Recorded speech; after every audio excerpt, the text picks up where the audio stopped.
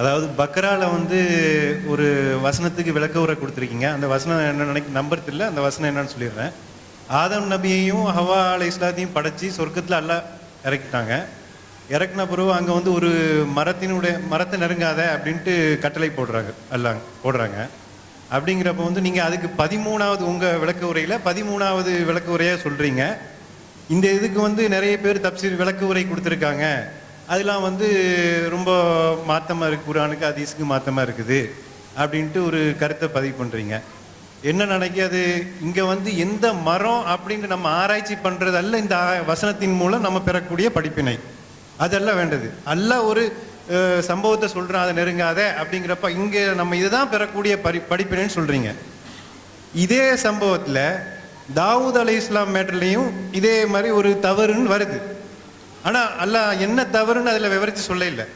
அப்படிங்கிறப்போ உங்கள் இந்த 13வது இதில் ஒரு அளவுகோலும், இந்த தாவூத் அலை இஸ்லாமுடைய மேட்டரில் வந்து நீங்கள் கற்பனை பண்ண குர்ஆன், அதாவது நம்ம வந்து குர்ஆனு ஹதீஸ் தான் அடிப்படைன்னு சொல்கிறோம்.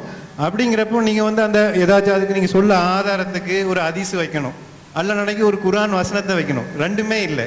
நீங்கள் அதை எப்படி சொல்கிறீங்க? அவர் என்ன கேட்குறாருன்னா, இந்த மரத்தை நெருங்காதீர்கள், ஒலா தக்ரபா ஹாதிஹி ஷஜரான்னு குர்ஆனில் ஒரு வசனம் இருக்குது. அதுக்கு நம்ம விளக்கம் எழுதும்போது என்ன எழுதணும்னு கேட்டால், மரம் எதுன்னு அல்லாஹ் சொல்லலை. அந்த மரம் இந்த மரம்னு ஆளுக்கு என்னத்தை எழுதி வச்சிருக்கிறாங்க. மரத்தை நெருங்காதீங்கன்னா அல்லாஹ் சொன்னால் அந்த மரம் எதுன்னு நம்மளும் சொல்லிக்கிடுவோம். அல்லாஹ்வுடைய ரசூல் சொன்னாங்கன்னா அந்த மரத்தை நம்மளும் என்ன செய்வோம், மக்களுக்கு சொல்லுவோம். அல்லாவும் மரத்தை பற்றி பேர் சொல்லலை, ரசூலும் மரத்தை பற்றி பேர் சொல்லலை. அப்போ நம்ம என்ன செய்யணும், ஏதோ ஒரு மரத்தையும் தடுத்துருக்குறான், அவ்வளோ நிறுத்திக்கணுமே தவிர எந்த மரம்னு போய் ஆராய்ச்சி பண்ணுறதுல என்ன இல்லை, அது செய்யக்கூடாது, தேவையற்ற வேலை அப்படின்னு நம்ம சொல்லியிருக்கிறோம். அப்போ அதில் அது இதுவே போதுமானது. எது, இறைவன் ஒரு மரத்தை நெருங்க வேணாம் என்று சொன்னான், ஆதம் அலைஹிஸ்ஸலாம் அதை மீறினார்கள், அவ்வளோ போதும் நமக்கு. இதுதான் மெசேஜ். அது மரம் என்னவா இருந்தால் நமக்கு என்ன மரமாக இருந்தாலும் ஏதாவது சட்டம் கூடுதலாக கிடைக்க போகுதா? அதில் ஒன்றும் கிடைக்க போகிறதில்ல. ஒரு மரம் தடுக்கப்பட்டுச்சு, அவர் மீறி விட்டார், மேட்ரு ஓவர் அப்படின்னு எழுதியிருக்கிறோம். அதே மாதிரி அவர் என்ன கேட்குறாருன்னா, இப்படி எழுதியிருக்கிறீங்கல்ல, சொன்னதோடு நிறுத்திக்கிறோம்னு எழுதுறீங்க. அப்படி எழுதுன நீங்கள் என்ன செய்கிறீங்க, தாவூத் அலைஹிஸ்ஸலாத்தை பற்றி சொல்லும் பொழுது மட்டும் நீங்களா ஊகம் பண்ணி அதுக்கு ஒரு இந்த மாதிரி தான் இருக்கும், அந்த மாதிரி தான் இருக்கும்னு சொல்கிறீங்க. அல்லாஹ் சொன்னதோடு நிப்பாட்டிக்கிற வேண்டியதானே.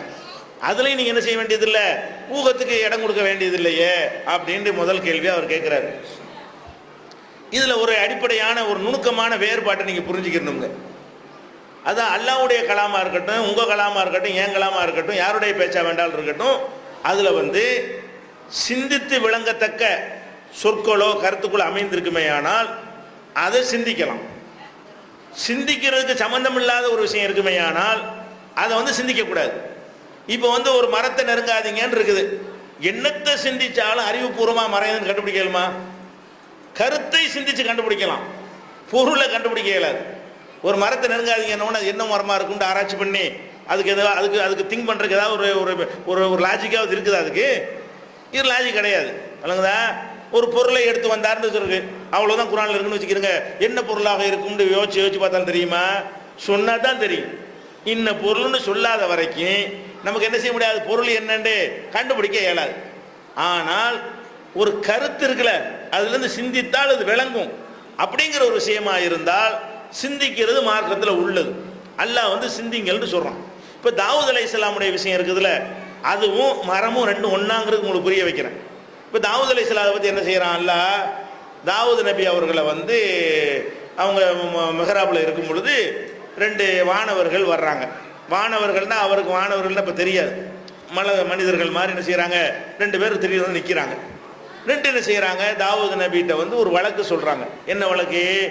இவர் என்னுடைய இன்னஹாதாகி, இவர் என்னுடைய ஒருத்தர் வந்து கேஸ் கொடுக்குறாரு. என்ன கொடுக்குறாரு? இவர் என்னுடைய சகோதரர், இவருக்கு வந்து 99 ஆடு வச்சிருக்கிறாரு, எனக்கு வந்து ஒலி நாஜத்துன் வாஹிதா, எனக்கு ஒரு ஆடு தான் இருக்கிறது.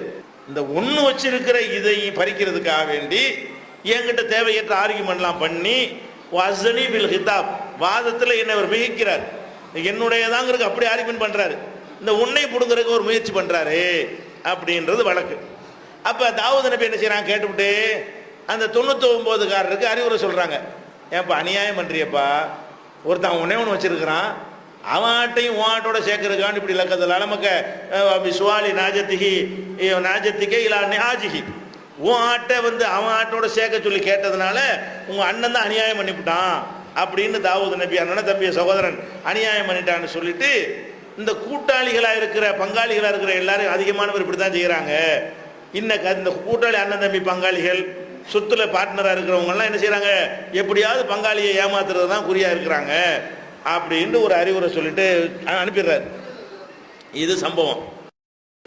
அனுப்பணும்னு அவருக்கு என்ன யோசனை வருது, ஆஹா இது நம்மளையில இடிச்சு காட்டுற மாதிரி இருக்குது, இது வந்து ஒரு வழக்கு மாதிரி தெரியலையே, இது வழக்குன்னு நம்ம நினைச்சோம், இது வழக்கு இல்லை, இது நம்மளை தான் குறிக்குதுன்னு சொல்லிட்டு என்ன செய்யறாரு, உடனே இதை நினைத்து பார்த்து அல்லாட்ட பாவ மன்னிப்பு தேடினார். இந்த ஆளுக்கு வந்துட்டு போன பிறகு நம்மளை பாடம் கற்பிக்கிறதுக்கு தான் அல்லாஹ் அனுப்பியிருக்கிறான் அப்படின்னு சொல்லி வருது. இது ஒரு மெசேஜ், கருத்து, பொருள், மெட்டீரியல் அல்ல. இதில் என்ன செய்யலாம், இதில் இருந்து இது எப்படி பாடம் கிடைக்குன்னு சிந்திக்கலாமா இல்லையா? ஒரு சம்பவம் நடக்குது, அந்த சம்பவத்திலிருந்து இவர் என்ன செய்யறாரு, தான் செஞ்ச தவற உணர்றாரு. இந்த சம்பவம் ஆட்டு சம்பவத்தை கேட்ட உடனே இது நம்ம மிஸ்டேக்கையில் எல்லாம் சொல்லி காட்டுறான்னு விளங்கி அதுக்கு பாவ மன்னிப்பு கேட்டார்னு குரான்ல இருக்கிறது. அப்போ நம்ம என்ன செய்யணும், ஆட்டுக்கும் இதுக்கு என்ன சம்பந்தம், இதுல இருந்து என்ன வழங்கியிருப்பார்னு சிந்திக்கிறது வந்து இதுல லாஜிக்கில் அடங்கும். எப்படி அடங்குது, அப்ப இவர் வந்து 99 ஆடுங்கிறது அதிகமான பொருள், ஒரு ஆடுங்கிறது குறைவான பொருள். அதிகமான பொருளை வச்சிருக்கக்கூடிய ஒரு ஆள் குறைவான பொருள் உடையவர்கிட்ட எடுத்திருக்கிறது அந்த கதையுடைய கரு அதானே. இப்போ நம்ம என்ன நினைக்கிறோம், தாவூது நபி இதிலேருந்து ஒரு பாடம் படிக்கிறதா இருந்தால் இது மாதிரி என்னமோ ஒன்று தான் செஞ்சுருக்கணும், வேற மாதிரி சம்பவமாக இருக்க முடியாது. உங்களைய கைப்பிடிச்சு இழுத்தது அது மாதிரியா இருக்கும், திருட்டு மாதிரி வேற மாதிரி இருக்குமா, கொலை மாதிரி இருக்குமா? இதிலேருந்து அவர் திருந்துவதாக இருந்தால் இது மாதிரியான ஒரு செய்தியாக தான் இருக்க முடியும். அது என்ன செய்தியாக இருக்க முடியும், எதுக்கு அதை கூட எழுதுறோம் தெரியுமா? தப்சீர்களில் எழுதி வச்சிருக்கிறாங்க, தாவூது நபிக்கு 99 பொண்டாட்டி இருந்தாங்க, அவங்க பக்கத்து வீட்டில் உரியாண்டு ஒருத்தன் இருந்தான், அவனுடைய பொண்டாட்டி மாளிகையில் ஏறி நின்று பார்த்தாரு, அவன் பொண்டாட்டி குளிக்கிற காட்சியை பார்த்து விட்டாரு. பார்த்தவன தாவூது நபிக்கு என்ன வந்துருச்சு, அந்த பொம்பளை எப்படியா அடையணும்னு திட்டம் போட்டாரு. உடனே என்ன பண்றாருன்னு கேட்டா, இப்போ ஒரு போருக்கு வர டிக்ளேர் பண்ணி இருந்தாங்க, போர் தளபதியை கூப்பிட்டு நீ இந்த உரியா இருக்கிறான்ல அவனை கொண்டு போர்ல கொண்டு போய் அவனை சாவுற மாதிரி இடத்துல கனியில தள்ளி விட்டு போர்ல கொல்லப்பட்டு அவனை சாவுற மாதிரி உண்டாக்கிரு, அவன் பொண்டாட்டி நான் கல்யாணம் பண்ணிக்கிறேன் அப்படின்னு அனுப்பி விட்டு அவனை கொலை பண்ண வச்சு அந்த பொம்பளையை அவர் கல்யாணம் பண்ணி கொண்டாரு. அதான் 99 ஆடுனா 99 பொண்டாட்டி, ஒரு ஆடுனா ஒரு பொண்டாட்டி, 99 பொண்டாட்டிக்காரரு, ஒரு பொண்டாட்டிக்காரனுடைய பொண்டாட்டி இந்த மாதிரி அபகரிச்சார்னு சொல்லி மதரசாக்களில் ஓதி கொடுக்கக்கூடிய பாராட்டக்கூடிய தப்சீர்களில் எழுதி வச்சிருக்கிறாங்க. அவங்களும் 99 அப்படி சிந்திக்கிறாங்க.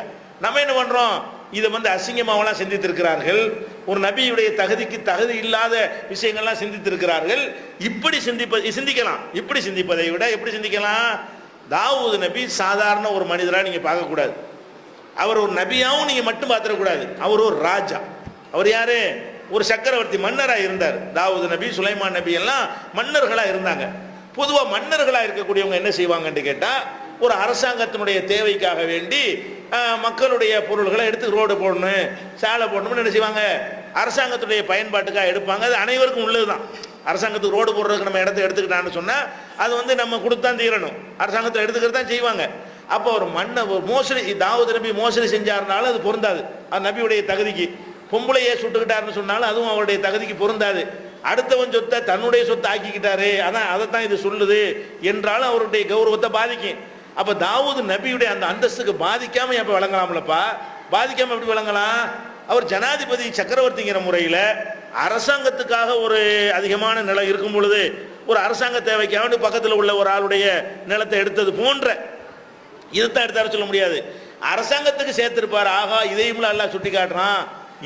இதல்ல, இது மாதிரியான விஷயமா இருக்குமே தவிர அது மாதிரியானது இருக்காது. எது மாதிரி இருக்காது, அடுத்தவன் பொண்டாட்டி எடுத்துக்கிட்டாருங்கிற மாதிரி இந்த மேட்டர் இருக்க முடியாதுன்னு சொல்லி நம்ம அந்த சம்பவத்தில் இருந்து சொல்லப்படுறதான் சிந்திக்கிறோம். அதை சிந்தித்து விளங்குதலுக்கு வாய்ப்பு இருந்தால் அதை சிந்திக்கிறது தப்பு கிடையாது.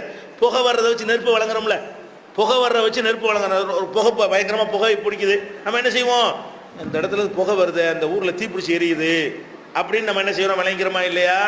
ஆம்புலன்ஸ் சத்தத்தை வச்சு என்ன செய்கிறோம், யாரோ பாடி ஆகிட்டான் இல்லை நோயா அப்படின்னு வழங்குறோமா இல்லையா? அந்த மாதிரி ஒன்றிலிருந்து ஒன்றை விளங்குவதற்கு கிரவுண்டு இருந்தால், அதையும் சிந்திக்கிறேன்னு அல்லாஹ் வந்து சிந்திக்கன்னு சொல்றானா இல்லையா?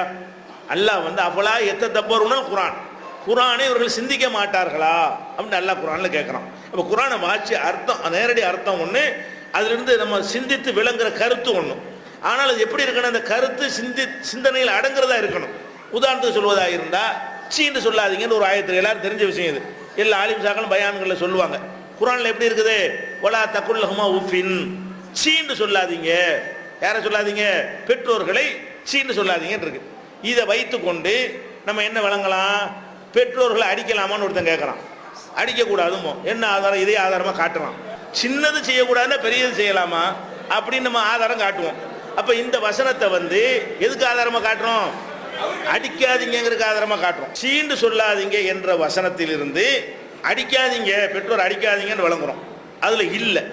ஆனால் அந்த கருத்தை அதில் எடுக்க முடியுமா முடியாதா? மூளை ஒத்துக்கிறதா இல்லையா? என்ன சீண்டை சொல்லக்கூடாதுன்னா எப்படி அடிக்கிறது? சின்னதே செய்யக்கூடாதுன்னா எப்படி பெருசு செய்யறதுன்னு விளங்கலாமா இல்லையா? அந்த மாதிரி தான் நம்ம என்ன செய்யறோம்னா, இது ஒரு மெசேஜ், ஒரு கருத்தை சொல்லுகிறது. அந்த கருத்தை வந்து சிந்தனைக்கு உள்ள ஒரு விஷயம். அப்பலா எத்தப்பொருள் குர்ஆன், குர்ஆனை சிந்திக்க மாட்டார்களா? நல்லா என்ன செய்யறான்? கேட்குறான். அது சிந்திக்கிறோம். அதே நேரத்தில் மரத்தை நெருங்காதீங்கன்னா, நீங்க ஒரு வருஷம் சிந்திச்சாலும் என்ன மரம் கண்டுபிடிக்கலுமா? மரத்தை நெருங்காதன்னா அது என்ன மரமா இருக்குன்னு எவனுக்காச்சும் இது சிந்தனையில் வருமா? லாஜிக்கில் எந்த ஒரு சிந்தனையாளர்கிட்ட வேண்டாலும் மனத்துக்கு படிச்ச ஆள்கிட்ட வேண்டாலும் போய் கேளுங்க. இது சிந்தனைக்கு உள்ள ஒரு மேட்டரா? சிந்தனைக்கு இல்லாத மேட்டரில் போட்டு சிந்திக்கிறாங்களா? அதைத்தான் கண்டிக்கிறோம். சிந்தனைக்கு உள்ள மேட்டரில் சிந்திக்கணும்.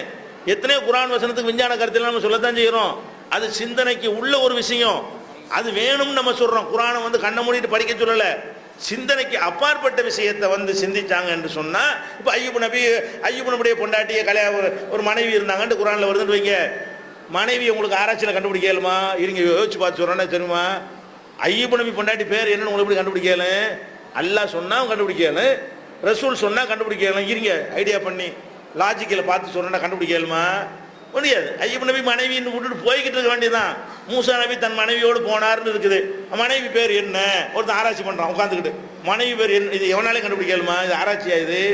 இதெல்லாம் தகவல். கருத்து வேறு, தகவல். அன்னைக்கு நம்ம எழுதியிருக்கிறோம். கருத்து என்பது வேறு, தகவல் என்பது வேறு. தகவல்ல ஆராய்ச்சியை பண்ணவே முடியாது. கருத்துல தான் ஆராய்ச்சி பண்ணலாம். கருத்துல ஆராய்ச்சி பண்ணலாம், தகவல் என்ன செய்ய முடியாது? ஆராய்ச்சி பண்ண முடியாது. இது ஒரு தகவல். மரத்தை நெருங்காதீர்கள் ஒரு கருத்து. மொத்த வார்த்தை தான் ஒரு கருத்து தருமே தவிர மரம் என்னங்கிற என்னது? அது ஒரு மெசேஜ். எவ்வளோ சொன்னாங்க அவ்வளோதான் தெரியும். மரம்னா மரம்னு தெரியும், மொட்டை மரம்னா மொட்டை மரம்னு தெரியும், பச்சை மரம்னா பச்சை மரம்னு தெரியும். ஒன்றும் சொல்லாட்டி வெறும் மரம்னு தெரியும். அவ்வளவுதான். அதுதான் சிந்திக்க கூடாதுங்கிறோம்.